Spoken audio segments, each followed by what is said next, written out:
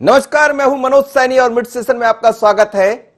Mid session में हम उन 5 खबरों की बात करते हैं जो प्रदेश की सबसे बड़ी खबर होती है, जिन पर निगाहें आपकी भी होती है और हमारी भी होती है।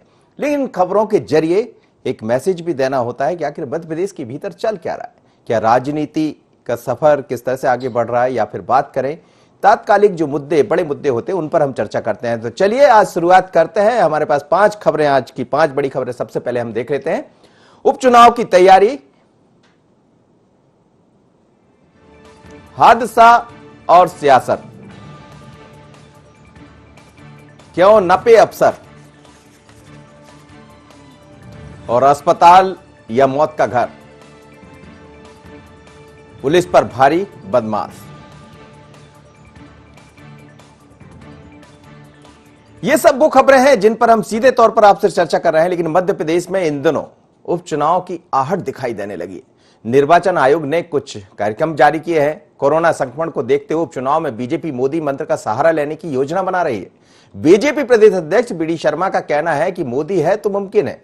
बीडी शर्मा ने कहा है कि प्रदेश की 24 विधानसभा सीटों में से होने वाले उपचुनाव में बीजेपी सोशल मीडिया का सहारा लेगी। उन्होंने कहा कि जिस तरह से लगातार वीडियो कॉन्फ्रेंसिंग हो रही है, उसी से पार्टी के वर्करों को सभी तरह के दिशा निर्देश दिए जा रहे हैं। ठीक वही तरीका उपचुनाव में भी अपनाया जाएगा। इसके अलावा बीडी शर्मा ने यह भी कहा कि कांग्रेस कई तरह के आरोप भी लगा रही है। उन सभी आरोपों के जवाब भी सोशल मीडिया के माध्यम से पूरी ताकत के साथ दिए जाएंगे। और ये जो वक्त है वो दरअसल सोशल मीडिया का। लेकिन बीडी शर्मा ने क्या कहा, जरा सुन लेते हैं। पार्टी लगातार इस दिशा में आगे बढ़ रही है और भारतीय जनता पार्टी का जो एक संगठन तंत्र है, ये 24 घंटे लाइव काम करने वाला है। ये केवल कोई चुनाव के लिए काम नहीं करता। हम तो तत्पर और तैयार हमेशा रहे हैं। इसलिए 24 विधानसभा के उपचुनाव हैं, उन उपचुनावों में भी हम सब लोग मिलकर बहुत ताकत के साथ नीचे उतरेंगे और इस प्रकार की चुनौती को अवसर में कैसे बदला जा सकता है, इसी का नाम इस देश के अंदर नरेंद्र मोदी है। कि नड्डा जी ने लगभग 3.5-4 लाख लोगों से वीडियो ऑडियो कॉन्फ्रेंस से बात कर ली। हम लोग मध्य प्रदेश के अंदर लगातार लगे हैं। हमारे बूथ लेवल के, हमारे मंडल के अध्यक्ष बूथ लेवल के लोगों से बात कर रहे हैं।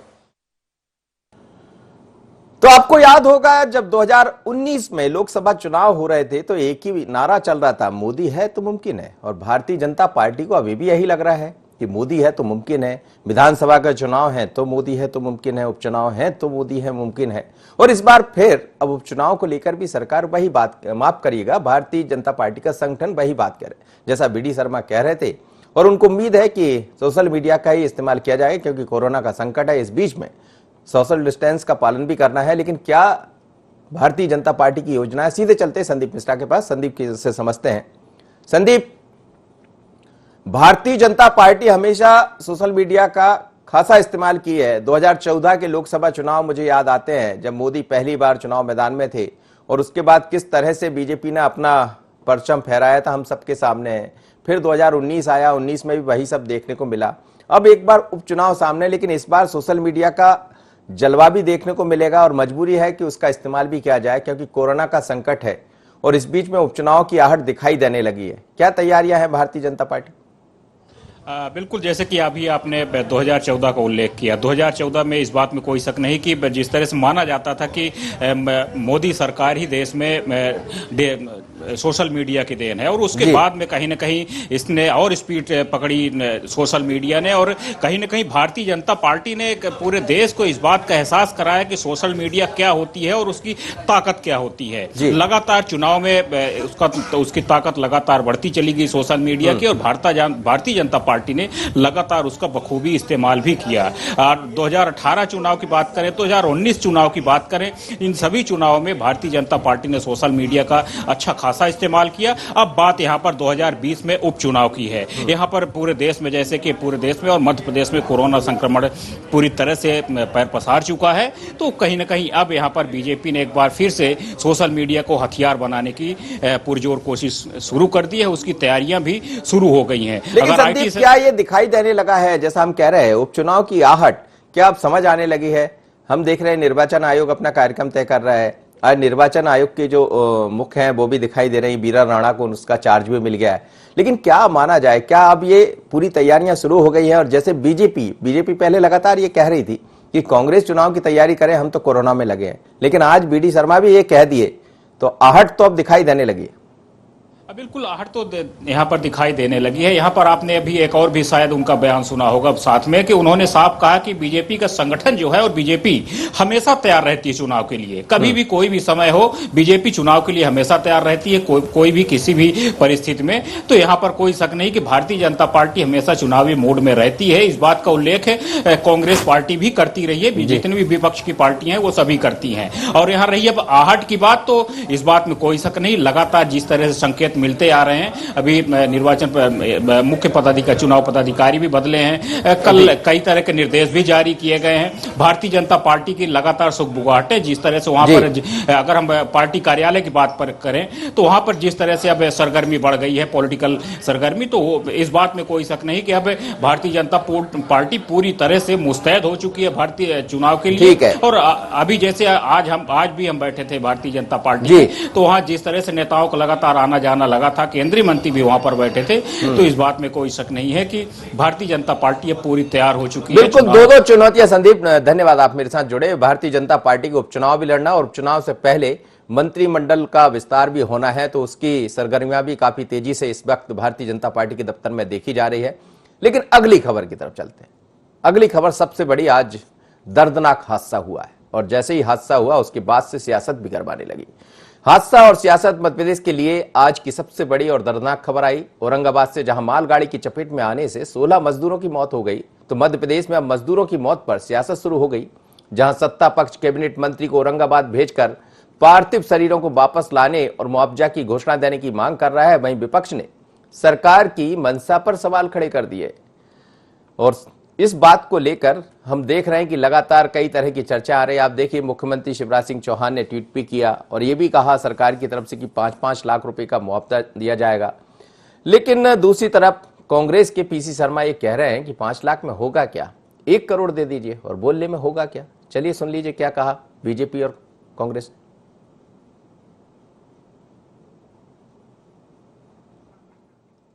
चलिए, इसी खबर पर हम संदीप मिश्रा के पास ही पुनः चलेंगे और वहां समझेंगे संदीप से। संदीप, जब भी कोई हादसा होता है तो सियासत भी शुरू हो जाती है और यही राजनीति का एक अलग तरह का रंग है। कुछ भी हो जाए, अच्छा है तो भी सियासत, बुरा है तो भी सियासत। लेकिन ये जो घटना हुई है, ये झकझोर देने वाली घटना है। ये उन मजदूरों के साथ घटना घटित हुई जो लॉकडाउन के जरिए बाहर है, काम पर गए थे, अपने घर लौट रहे थे और जब पटरी पर लौटे उसी दौरान उनके पैर इतने थक गए कि आगे बढ़ नहीं सके और उनको याद भी नहीं रहा और पटरी पर ही लेट गए और मालगाड़ी ने उनको अपना शिकार बना लिया। अब इस पर सियासत गरमा रही, क्या चल रहा है दिन भर से इस पर और सरकार इस पर और क्या करने जा रही। खबर ऐसी भी आ रही है कि जो एक स्पेशल टीम बनाई गई है वो यहां से रवाना हो गई। जी बिल्कुल, सियासतदानों को एक मौका चाहिए किसी भी सूरत में पॉलिटिक्स करने के लिए। और जिस तरह से यहाँ पर कांग्रेस पार्टी ने निशाना साधा है मजदूरों को लेकर के केंद्र सरकार पर और उसके अलावा मध्य प्रदेश की शिवराज सरकार पर, तो और उसके अलावा अगर हम बात करें तो पूर्व मंत्री पीसी शर्मा ने मुआवजे की भी मांग कर डाली, वो भी हल्के फुल्के मुआवजे की नहीं, प्रति मजदूर 1 करोड़ रुपए की उन्होंने मांग की है। तो एक अच्छी खासी राशि की उन्होंने मांग की और जिस तरह सवाल उन्होंने खड़ा किया है, तो कहीं न कहीं यहां पर कांग्रेस और बीजेपी की साफ यहां पर दर्शाता है कि किस तरह से मौत पर सियासत हो रही है। अगर हम भारतीय जनता पार्टी की ओर से बात करें, सरकार की तरफ से बात करें, तो सरकार की तरफ से लगातार संवेदना व्यक्त की जा रही है। लगातार से यह भी दर्शाने की कोशिश की जा रही है कि सरकार अपनी तरफ से पुरजोर कोशिश कर रही है। एक टीम का भी गठन किया गया है, मंत्री मीना सिंह को तत्काल प्रभाव से प्लेन के जरिए भेज दिया गया है सभी प्रभावितों के पास। जो घायल हैं उनका किसी हर संभव में इलाज होना चाहिए। जो मृतक हैं उनको उनके घर तक पहुंचाने के लिए भी पूरी सरकार की तरफ से कोशिश की जा रही है। 5-5 लाख रुपए की मुआवजा राशि भी परिजनों को देने के लिए मुख्यमंत्री शिवराज सिंह चौहान ने घोषणा कर दी है। तो सरकार अपनी तरफ से सरकार ने को जो करना चाहिए वो कर दिया गया है। जी लेकिन क्या कुछ पता लगा संदीप की जो मजदूर थे वो शहडोल के थे, वहां के एसपी कलेक्टर की तरफ से भी बयान आया है, लेकिन क्या कुछ बात समझ आ रही है? क्या वास्तव में उन लोग को ये नहीं पता था कि लॉकडाउन, कहीं ऐसा तो नहीं गलतफहमी हो गई हो कि लॉकडाउन का दौर है, इस समय ट्रेनें बंद हैं या यातायात आवागमन बंद है, क्या इसलिए वो पटरी पर आ गए? अभी तक क्या बातें सामने क्या आ रही? क्योंकि ये अपने आप में समझ से परे है कि सबको पता है कि पटरी पर सोएंगे, ट्रेन गुजरेगी तो एक हादसे का शिकार हो जाएंगे, लेकिन 16 लोग इतने थक गए थे जो पटरी पर ही अपना जगह बना लिए। बिल्कुल धोखे के तो शिकार हुए। जैसे कि भी आपने मजदूरों की बात कही, शहडोल और उमरिया के मिला के करीब 15 मजदूर के आसपास थे इसमें हादसे में। तो वो बताया जा रहा है, जिस तरह से जानकारी निकल करके सामने आई कि महाराष्ट्र से आ रहे थे, पैदल आ रहे थे और काफी थक गए थे। कई दिनों से उनका सफर चल रहा था, काफी थक गए थे। संभवतः ये भी कयास लगाए जा रहे हैं कि रात में शायद उन्होंने नशा भी किया और रात में सो गए। चलिए, अब इस तरह का जिक्र तो खैर अभी करना, किसी बात को लेकर जब तक कि मेडिकल रिपोर्ट ना आ जाए किसी के उसमें कहना, लेकिन 16 लोग यदि शराब का सेवन भी करें, नशे में आ जाएं, तो ये भी बड़ा नामुमकिन सा लगता है। हाँ, कई दफा होता है और इस समय तो वैसे ही लॉकडाउन है तो मिल नहीं पा रही, पर खबरें ये भी आई कि ब्लैक में बिक रही है, दुकानें खोलने की अनुमति सरकार ने दे दी है। लेकिन ये हादसा ये बता रहा है कि मजदूर कितनी परेशान है इस वक्त और सरकार के दावे क्या है। अगली खबर उज्जैन से। इस समय हॉट स्पॉट बन गया उज्जैन। वजह क्या है वो भी हम आपको दिखाते हैं। दरअसल कोरोना के चलते सीधे उज्जैन, जहां कलेक्टर के बाद बस एसपी सचिन अतुलकर जो वहां के एसपी थे, उनको हटा दिया गया। तमाम सारे अधिकारियों के तबादले कर दिए गए। गृह मंत्री डॉक्टर उत्तम मिश्रा ने वीडियो कॉन्फ्रेंसिंग के माध्यम से विधायकों से चर्चा की। कुछ ने संतुष्टि जताई तो कुछ ने कमियां। तबादले की असल वजह कहा जा रहा है कि वहां का एक मेडिकल कॉलेज है। इसी पर करते हैं आज चर्चा कि आखिर क्यों नप गए अधिकारी। लेकिन मैं आपको बताना चाहूंगा कि जिस तरह की खबरें सामने आ रही है, वहां का एक मेडिकल कॉलेज है, आरडी गार्डी उसका नाम है, और आरडी गार्डी के कुछ विजुअल्स भी लगातार वायरल हो रहे हैं, जहां कहा जा रहा है कि ना तो कोई व्यवस्था है, ना कोई सुनने वाला है, और जो सीनियर डॉक्टर है वो पहुंचते नहीं है। उसके अलावा जो जूनियर डॉक्टर है उनको लगातार ड्यूटी पर लगाया जा रहा है। तो क्या है असलियत, हम मिलते हैं कमलेश, हमारे संवाददाता है उज्जैन से, उनसे ही समझते हैं। कमलेश, क्यों नप गए अफसर? क्या आरडी गार्डी इतना भारी पड़ गया कि अफसरों को वहां से जाना पड़ा? पहले कलेक्टर हटे, एसपी हटे, ये कुछ कर नहीं पा रहे थे या कुछ कर रहे थे तो हट गए? जी हाँ, देखा जाए तो उज्जैन के आरडी गार्डी हॉस्पिटल के विषय में कहा जाए तो बहुत बुरी स्थिति है। और यहाँ के कई बार जब से आरडी गार्डी हॉस्पिटल को कोरोना के लिए अधिकृत किया गया है और वहाँ पर नई नई समस्या आ रही है, और वहाँ पर जितने भी मरीज जा रहे हैं वो कहीं न कहीं देखा जाए तो उनको या तो प्रॉपर इलाज नहीं मिल पा रहा है। और वहाँ के जो डीन है, जो जहाँ वहाँ के मेन महाडिक जो के कोरोना का पॉजिटिव उनके भाई को लाकर यहाँ पर उन्होंने इलाज कराया। जब से ये मामला आरडी गार्डी हाईलाइट हो रहा है और हाईलाइट हो रहा है, और यहाँ पर ऐसा देखा में आ रहा है आरडी गार्डी हॉस्पिटल में अभी तक लगभग 43 मौतें हो चुकी है, और वहाँ जाने से कोरोना का मरीज घबरा रहा है वहाँ जाने से। तो ये कहा जाए कि ये अस्पताल ही मौत का अस्पताल बन गया? बिल्कुल कहा जाता है मौत का अस्पताल, बिल्कुल कहा जा सकता है इसको, क्योंकि यहाँ पर जनता का डेली अखबारों में, डेली न्यूज चैनलों में और ये डेली आ रहा है कि ये स्थिति यहाँ की बहुत खराब हो चुकी है। लोगों में डर बना रहा, लोग इसके कारण अगर थोड़ा सा भी कहीं सर्दी खांसी जुकाम का बात होती है, अगर इसी कारण कहीं छुपा भी रहे कि कहीं ऐसा ना हो कि हमें आरडी गार्डी जाना और अगर आरडी गार्डी पहुंचे तो क्या पता वहां से हम लोग आ पाएंगे कि नहीं, ये भी डर अंदर कहीं न कहीं देखा जा रहा है। कमलेश, ये बड़ी दर्दनाक कहानी आप सुना रहे हैं आरडी गार्डी कॉलेज की, और हमेशा से ये कॉलेज चर्चा में रहा है। कहा जाता है कि इसको बड़े लोगों का बरदस्त रहा है और इसीलिए अफसर भी वहां नहीं पहुंचते हैं।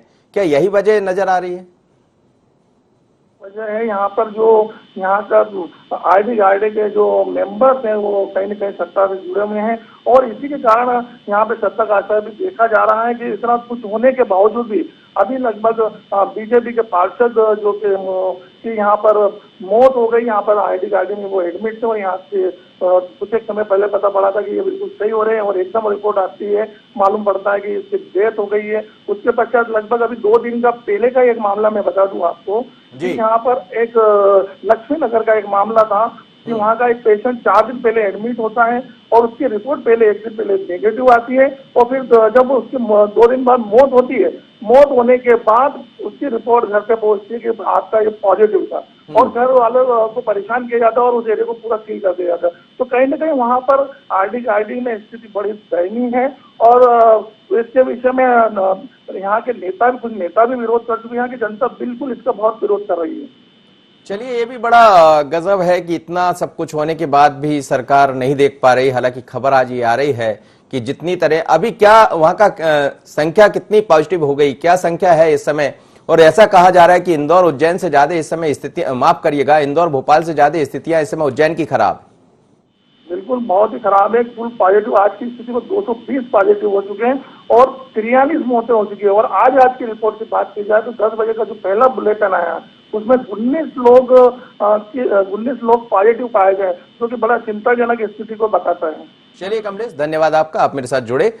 लेकिन उज्जैन के हालात बड़े खराब है और डॉक्टर नरोत्तम मिश्रा, जो कि मध्य प्रदेश के स्वास्थ्य एवं गृह मंत्री है, उन्होंने इस पर नाराजगी भी जताई। कलेक्टर से जब आज उन्होंने फोन पर चर्चा की तो सीधे तौर पर उनको फटकार भी लगाई और कहा कि जल्दी इस पर आप कामयाबी दिखाएं। किस तरह से, चूंकि आशीष सिंह जो अभी नए कलेक्टर बने हैं वो इंदौर से पहुंचे हैं और इंदौर की स्थितियों ठीक करने में आशीष सिंह का भी बड़ा योगदान रहा। वो वहां निगम आयुक्त थे और पहले देवास के कलेक्टर रहे, उनसे उम्मीद कर रहे हैं।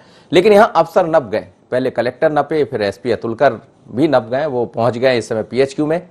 पर यदि अफसर नपे और व्यवस्थाएं ना सुधरे तो ये भी बड़ा सवाल है। अगली खबर की तरफ बढ़ते हैं। अगली खबर फिर हम भोपाल की माफ करिएगा, इंदौर की खबर आ रही, इसी तरह की खबर है। अकेले आरडी गार्डी की बात नहीं हो रही, बल्कि मध्य प्रदेश के इंदौर में एक और अस्पताल है गोकुलदास।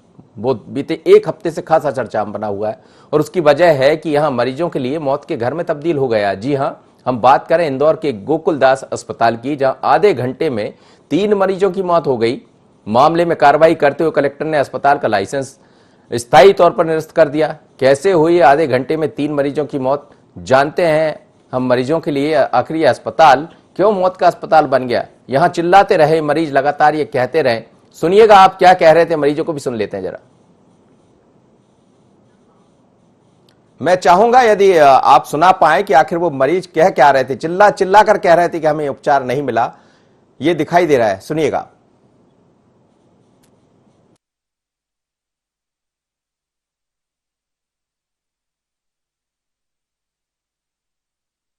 ये देखो वो गोकुलदास हॉस्पिटल की कंडीशन,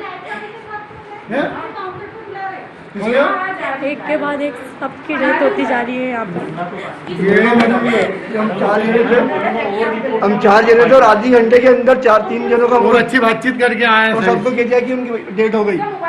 ये ग्रीन के चक्कर में लग रहा है, ये ग्रीन नहीं, ये इनका अस्पताल खाली करके ना पूरा अस्पताल सैनिटाइजर करना है, कुछ चक्कर में सबकी इन्होंने डेट कर दी है। 2 दिन पहले बोला था इन्होंने एक तो कि हम ग्रीन करेंगे, सैनिटाइजर करेंगे पूरा अस्पताल। सैनिटाइजर के चक्कर में ये पूरा खाली कर रहा है और इनको सबको डेट कर रहा है आधे घंटे के अंदर। चलिए, तो ये दर्द बयां कर रहे थे वो लोग जो मरीज वहां पर भर्ती थे और लगातार चिल्ला रहे थे कि हमें उपचार दे दीजिए, लेकिन अस्पताल के लोग सुनने को तैयार नहीं थे। एक दिन में 3 मौतें हो जाती, लेकिन जो मेरे पास खबर है उसके मुताबिक करीब 5 से 6 वहां पर मौतें हुई है, जिसका आंकड़ा प्रशासन के पास है। और इसीलिए आज नाराजगी भी जताई गई। कलेक्टर ने वहां के लाइसेंस को निरस्त किया और IND24 ने सबसे पहले 2 दिन पहले भी इस अस्पताल की तरफ ध्यान दिलाया था। थोड़ी सी देर हो गई प्रशासन को जागने में और मौतों का आंकड़ा बढ़ गया। मेरे साथ बाबू शेख जुड़ रहे हैं इस वक्त इंदौर से। बाबू, इस खबर को सबसे पहले IND24 ने दिखाया और हमने देखा कि वहां किस तरह की हालत बने हुए हैं गोकुलदास अस्पताल में। आखिरकार कई मौतों का आज गवाह बन गया वो अस्पताल और अब जाकर वहां लाइसेंस निरस्त हुआ है, क्या कहेंगे? देखिए मनोज जी, आपको बता दूं 2 दिन पूर्व में भी हमने इसी गोकुलदास हॉस्पिटल की जो लोगों की जान ले रहा है, इसी हॉस्पिटल की खबर हमने प्रमुखता से दिखाई थी। एक मिलिट्री का जो परिवार था, उन्होंने एक परिवार के सदस्य को भर्ती किया गया था, बुजुर्ग को, उनको किसी बीमारी से वो जूझ रहे थे, उसका इलाज तो हो गया था, लेकिन इस हॉस्पिटल की लापरवाही इतनी ज्यादा थी, ये पैसे कमाने की होड़ में लोगों की जान ले रहा था। उनको 24 तारीख को भर्ती किया गया था। जब उनका इलाज ठीक हो गया तो 26 तारीख को उनकी नेगेटिव रिपोर्ट आई कोरोना की, जिस रिपोर्ट के लिए उन्हें रोका गया था। लगातार उनको 10 दिन तक हॉस्पिटल प्रबंधक ने वो रिपोर्ट नहीं दिखाई और उनको ठगता रहा, उनसे पैसे हटता रहा। उसके बाद कल एक और खबर इसी हॉस्पिटल की आती है। कल 5 बजे के करीब इस हॉस्पिटल में आधे घंटे के भीतर 3 लोगों की जान चली जाती है। इसका जब खुलासा होता है, जब एक लड़की वीडियो बनाकर गिड़गिड़ाकर रोती हुई प्रशासन से अपील करती है, प्रशासन से मांग करती है कि इस हॉस्पिटल पर कार्रवाई होना चाहिए, क्योंकि यहाँ पर लोगों की जान जा रही है। जो लोग अच्छे थे उनकी जान चली गई। 3 लोगों की जो है आधे घंटे के भीतर ही जान चली गई। और बात करें हम करीब तो 6 6 लोगों की जान इस हॉस्पिटल में गई है पिछले 2-3 दिनों में, और लगातार वहां पर जाने जा रही है। और ये हॉस्पिटल की सबसे बड़ी लापरवाही तो ये भी सामने आई है कि यहाँ का स्टाफ, यहाँ के डॉक्टर, यहाँ के प्रबंधक, वो सभी हॉस्पिटल छोड़कर भाग गए। सभी ने फोन बंद कर लिया और किसी प्रकार की भी यहाँ पर लोगों पे ध्यान नहीं दिया। वहां पे जो मरीज भर्ती थे, जो आईसीयू में थे, जो दूसरे वार्ड में मरीज भर्ती थे, उन पे किसी प्रकार का मनोज जी ध्यान नहीं दिया। और उसी की बदौलत है कि आज लोग वहां पर अपनी जान गंवा बैठे। और वो परिवार गिड़गिड़ाकर प्रशासन से वहां पर अपील करता रहा, ये भीख मांगता रहा कि उनके परिवार के लोगों को बचाया जाए। आज सख्ती से कार्रवाई करते हुए इंदौर के कलेक्टर मनीष सिंह ने इस हॉस्पिटल का जो है लाइसेंस अस्थायी तौर पर निरस्त कर दिया है और इस पर अब कार्रवाई भी शुरू कर दी है। रात को देर रात तक यहाँ के सभी दस्तावेज जो है वो सीएमएचओ ने जब्त कर लिया। और प्रशासन ने जब यहाँ के जो प्रबंधक है उनको बुलाने की कोशिश कर रहे, लगातार उनको सर्च कर रहे, लेकिन वो अभी तक नहीं मिले, ना ही वो फोन उठा रहे और ना ही वो किसी भी प्रशासनिक अधिकारियों का सहयोग कर रहे। मनोज, चलिए बाबू, आप निगाह बनाए रखिएगा। IND24 ने सबसे पहले इस खबर को दिखाया था। खबर का असर भी हुआ है कि वहां का लाइसेंस अस्थायी तौर पर निरस्त किया गया। लेकिन बड़ा गजब अस्पताल है। जो अस्पताल लोगों की सेवा के लिए बनाए जाते हैं, वो डॉक्टर्स जिनसे उम्मीद भगवान की करते हैं लोग, भगवान का दूसरा दर्जा दिया जाता है, दूसरे भगवान के रूप में उनको माना जाता है, लेकिन इस तरह की स्थितियां, वो भी कोरोना के दौर में, कई सवाल खड़े होते हैं। अगली खबर और अंतिम खबर की तरफ हम बढ़ते हैं। ये खबर भोपाल से ही है। मिड सेशन की ये अंतिम खबर है जिसको हम दिखाएंगे। राजधानी भोपाल की खबर पर चर्चा करेंगे, लेकिन ये खबर थोड़ी सी अलग है, जहां बदमाश बेखौफ नजर आ रहा है। राजधानी में ताजा मामला सामने आया जहां बदमाशों के हौसले इतने बुलंद है कि बदमाशों ने पुलिसकर्मी पर ही जानलेवा हमला कर दिया। स्थानीय पुलिस पेट्रोल पंप पर हंगामा कर रहे बदमाशों को रोकने पहुंची थी। घटना के बाद पुलिस ने बदमाशों को गिरफ्तार कर लिया। वहीं आरोपी फरार बताए जा रहे हैं। राजधानी में बेखौफ हुए बदमाश आखिर पुलिसकर्मियों पर कैसे हमला किया, पहले में देखिएगा। ये तस्वीर के जरिए आप देख लीजिएगा। ये तस्वीर नजर आ रही है, जिस तरह से देखिए आप कैसा हमला किया पुलिस पर। पुलिस यहां ऐसा लग रहा है कि कमजोर पड़ रही है और जो बदमाश है वो भारी दिखाई दे रहे हैं। और यही हाल है। जो खबर आ रही है ये भोपाल की है। और रोड पर जब पुलिस गश्त कर रही थी, उसी दौरान कुछ बदमाशों ने हरकत की। उसको पकड़ने जब पुलिस पहुंची तो पुलिस पर ही हमला कर दिया और इस तरह से हमला किया कि परेशान हो गए पुलिस वाले। अंततः 2 बदमाश को गिरफ्तार इसमें किया है और शायद पुलिस अब सबक लेगी खुद पर जब हमला होने लगे हैं। लेकिन इस तरह हम 5 खबरें लेकर आपके सामने प्रस्तुत होते हैं मिड सेशन में और दिखाते हैं कि आखिर मध्य प्रदेश और छत्तीसगढ़ में चल क्या रहा। लेकिन आज तमाम सारी बड़ी खबरें मध्य प्रदेश की थी, जिसमें आपने देखा कि राजनीति से लेकर सियासत तक पहुंच गया हादसा, या फिर बात कहें कि क्यों नब गए अफसर। कल फिर मुलाकात होगी आपके साथ कुछ नए खबरों के साथ और हम बताएंगे आपको कि प्रदेश में चल क्या रहा है। मुझे दीजिए इजाजत, बने रहिए IND24।